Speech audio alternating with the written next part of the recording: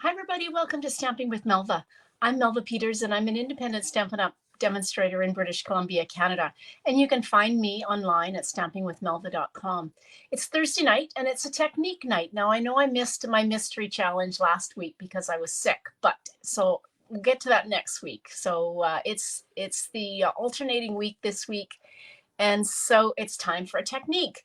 And I decided that I was going to try double embossing. It's been a really long time since I've done this. I've used the embossing folder with an ink pad to apply color, but it's been a long time since I have used the embossing folder to apply embossing powder and do double embossing. So not only do you emboss and get the dry embossing, but you use your embossing powder and get the extra bling or wow when you see this. All right.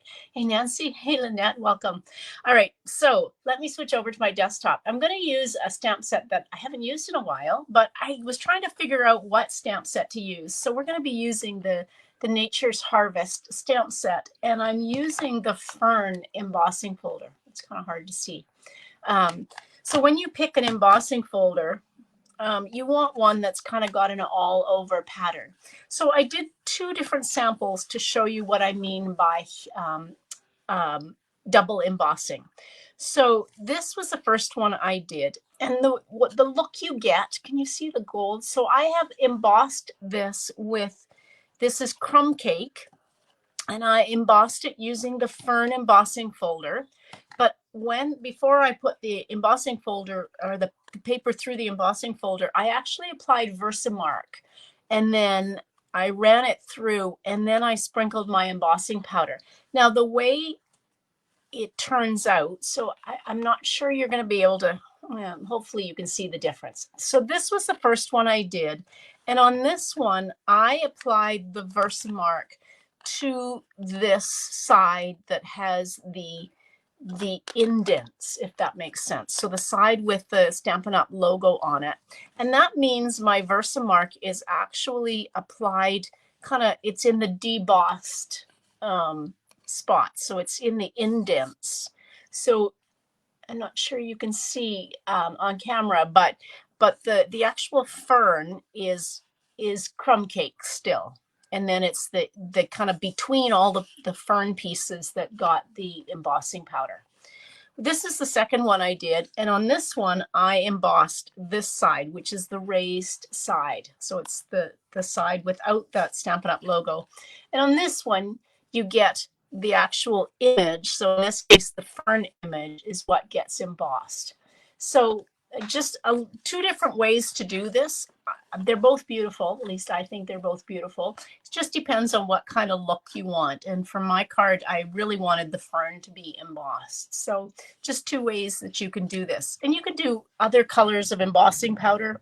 I've seen it done with black on black cardstock. Excuse me. And then embossed with silver, which would look really pretty. And in this case, I just decided that I thought that I'm going to use early espresso, crumb cake, and then the gold. Hey, Betty, welcome. Okay, so let's do the embossing first and kind of get that out of the way. So, and of course, I managed not to bring a piece of crumb cake cardstock over. So let me just grab.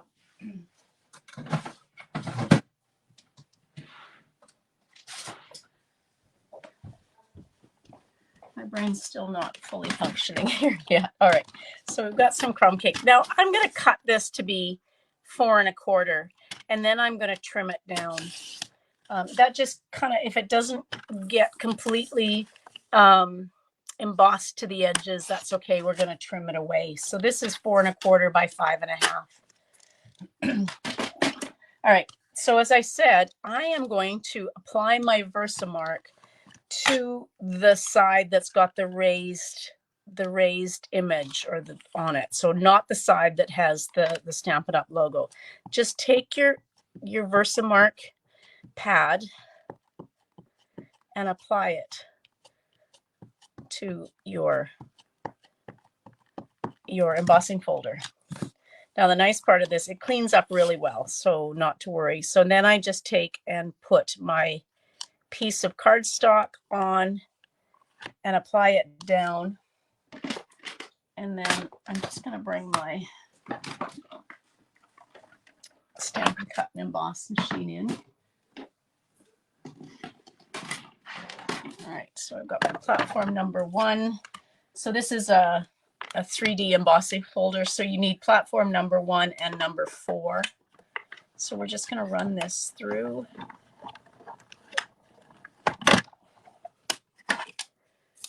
Now, you're probably not going to see much of what it does. So this is the side that I embossed on. Well, you can see that because it's got the Versamark, it definitely is darker than what you would get if you had just run it through. If I go to this side, so this is the side, and you don't see, only on that side you only see the embossed image. But because this has Versamark on it, it's like inking up with, you know, the tone on tone. So now I'm just going to grab my tweezers here, try and hang on to this. And now we're going to take and apply. Now you do want to do this, you know, fairly quickly because the Versamark will, as always, will dry out. So I am just taking and applying or sprinkling over my embossing powder, trying not to get it all over the place.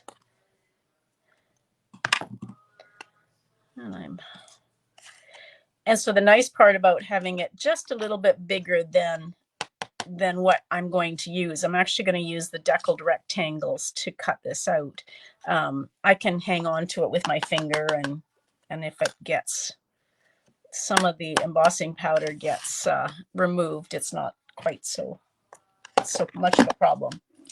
All right, so there's my piece that has the embossing powder on it. Now I'm going to bring in my heat tool. This does take a few minutes here because we've got a fair amount of embossing powder on it to go. So as always, hang on or hold your embossing powder or your heat tool in one spot until it starts to melt, and you'll see this go quickly once it starts. It will go from this kind of dull matte finish to the shiny gold finish. There we go. Started to move and to melt. All right, so now I can start moving this around. As I said, it does take a few minutes because you've got the whole sheet to do, but I still love this. I think I've told the story. I used to use an old frying pan to do my heat embossing as the very first, probably the only technique. I had never used a die cutting machine for the longest time, probably until just before I started to see Stampin' Up! Products. Was the first time I'd ever actually done any die cutting. I'd done some embossing a little bit, but that was it. So for me, this heat embossing is still kind of that wow moment of when you see it start to melt. And hopefully you can see how pretty it looks. So you could do all sorts of different embossing folders with this. So I just kind of like the all over pattern of this fern. But you could do, I don't know how the time-worn type would look, but maybe the gingham would look really cool. So yeah, try it with different embossing folders and see what you get. All right, I'm just making sure that I've got it all embossed here. There we go. See how pretty that looks? It's great for a background. So I'm just going to let that dry for just a minute, and then we're going to cut this out using the deckled rectangle. And I think I'm using, is this the one I use? No, it's too small. 1, 2, 3. I think it's this one. No, it's the second one. Get it right. that one. Okay, so we're going to use, this is the second largest of the deckled rectangle. I've gone ahead and cut the largest out of Early Espresso. So I'm just going to take this off and cut it out. If I can find the right platforms, plates for this. There we go. All right.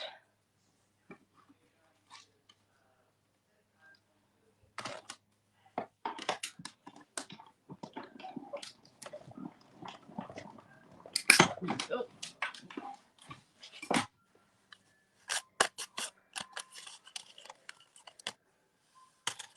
Oh, that is, I've got some little green bits here. Let's see if I can get those off. There we go. All right, so I might save that and use that as a frame for later. Oh, the painted texture one might be cool too. Yeah, try it and see what you get, because this is just such a really cool technique. Like I said, it's been a while. All right, let's bring in. So I've got a card space. I've already gone ahead and scored it at this is 5.5 by 8.5, and I scored it at 4 1/4. So I'll just use my bone folder. Then I took a piece of Early Espresso. That is the largest of the deckled rectangle. And then I've got this piece that is the second largest. Isn't that pretty? Oh, just such a pretty background. Now, I'm going to use Stamp and Seal. I want to make sure I get right to the edge on this. When you heat emboss something, sometimes the edges can curl a little bit. And I just want to make sure that this is kind of sealed all the way down, and I can get better coverage if I use, stuck to my fingers, if I use Stamp and Seal. Sometimes I don't want to get too close to the edge when I use the liquid glue, and sometimes that'll cause it to lift a little bit or curl at the edges. There we go. All right, and then I'm going to use, just because I've got my Stamp and Seal here. So it's Light Up Festival, Light Up Parade tonight here in Ladysmith. Ladysmith has an amazing light up. They light up the streets, the main street, from tonight and through January, all done on a volunteer basis. And then always on the last Thursday of the month, they do a light up parade, which is just so amazing to see all the floats. Santa arrives at 6:30 and flips the switch, so you go from complete darkness in the down Main Street to having all the lights on. That's very cool. So this is our first one since 2019 and COVID, but we are not going. I'm still not feeling up to being out. It's 30,000 people descend, at least in this historically, 30,000 people have descended on Ladysmith. So we're a town of about 8,000 or 9,000 people, and so then you get 30,000 people descending on us for the light up parade. Just don't think I want to be part of that this year. There we go. Not very straight, but it's good enough. Okay, so I'm stamping in Early Espresso, and now I'm going to find the die for these cone flowers. My husband did put our Christmas lights up, so it's kind of fun.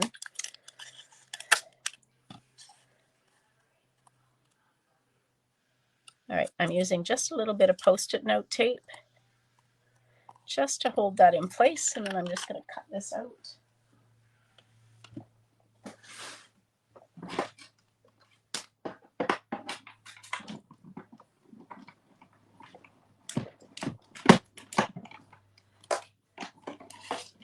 Trying to decide what to actually do with this, but decided that this Nature's Harvest was kind of the perfect.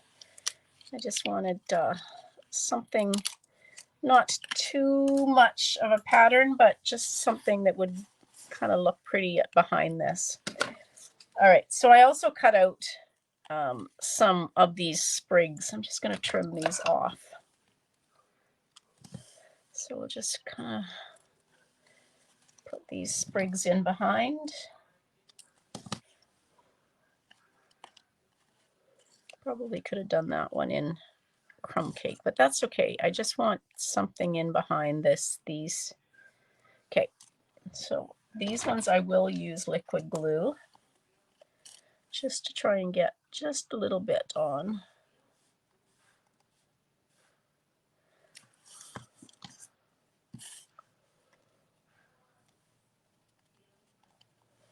And then this as well. I could have cut these out using adhesive sheets, but I didn't. I say that a lot when I go to, I'm not sure why I don't think of the adhesive sheets until I actually go to adhere it on. All right, there we go. Now I'm going to use some mini dimensionals on this.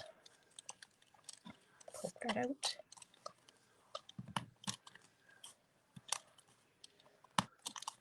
And before I put this down, I have some twine here. Linen, actually I have linen thread and then gold, the gold elegant, simply elegant trim. I'm not sure which I'm going to use. I might have enough gold on here already, but I grabbed both just because I thought. Okay, so here's my thought. Do I want to do that? That's probably more than enough. Or do I want to do, uh-oh, come out, there we go, this, oops.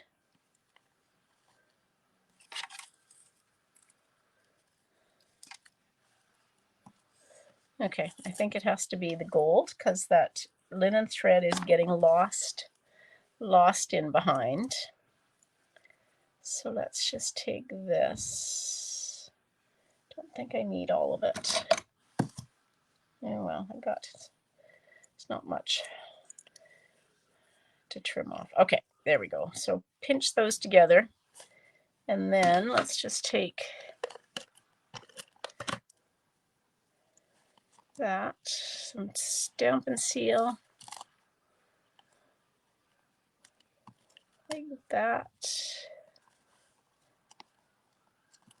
And now I can take the backings off of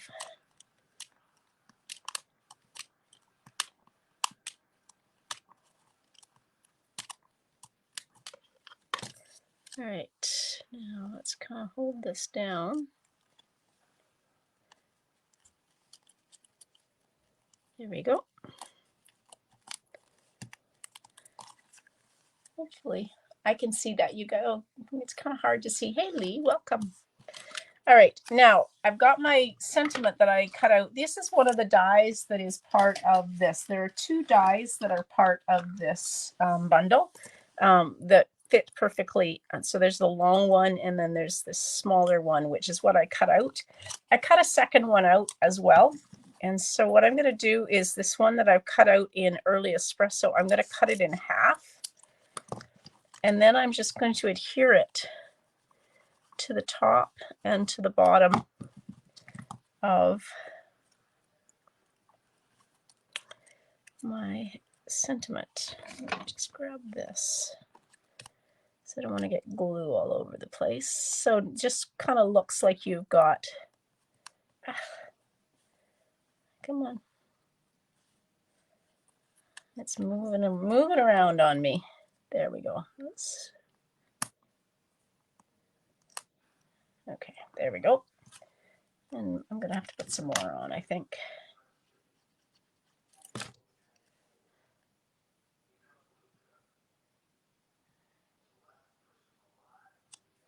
There we go. So it just, you can do it either way. You can do top and bottom or to the side. Cut it, if you cut it the other way and adhere it on either side.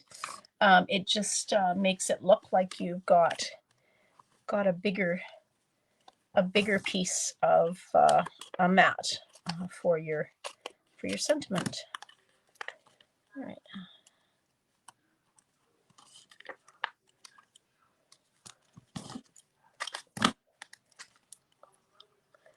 Almost at the end of those dimensionals, so we'll just cut the pieces off.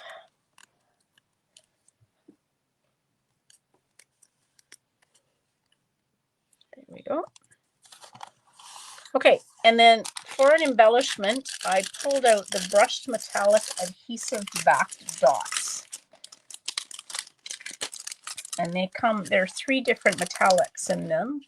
So there's the gold, there's the copper, and there's the brass. I think I'm going to use the brass just because I have so much gold on here.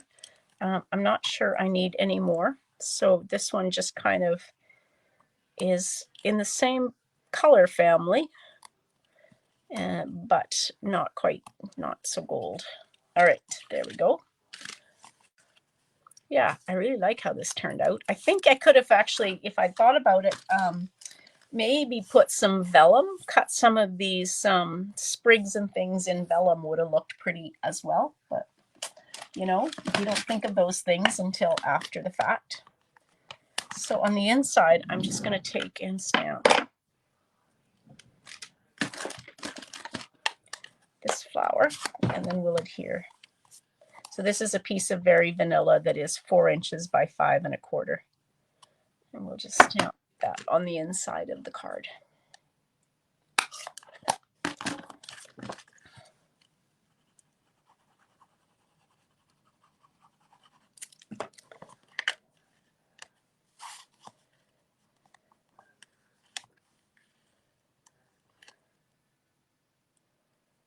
There we go. All right. Okay, so again, try out some double embossing. And as I said, you can get both the 2 different effects. One is where the embossing powder is between the kind of images of the embossing folder, or in this case, like I've done on here, where you actually have the actual image of the fern that is embossed, double embossed. So try it and see what patterns you can make with embossing powders. Like I said, I saw it, a card done using the quatrefoil embossing powder, embossing folder on black with silver. It looked stunning. But I'm thinking that maybe the painted texture one, I'm not sure if that's got a lot of pattern to it, or a lot of solid pieces to it. So try it out, Keisha, and see how it works. The other one that I thought would look really pretty, one is the gingham, and maybe the beehive one or the hive one. So anyway, I'm going to have to do some playing and see how they turn out. All right, everybody, thanks for joining me tonight. Hope you enjoyed that. I will be back live on Saturday.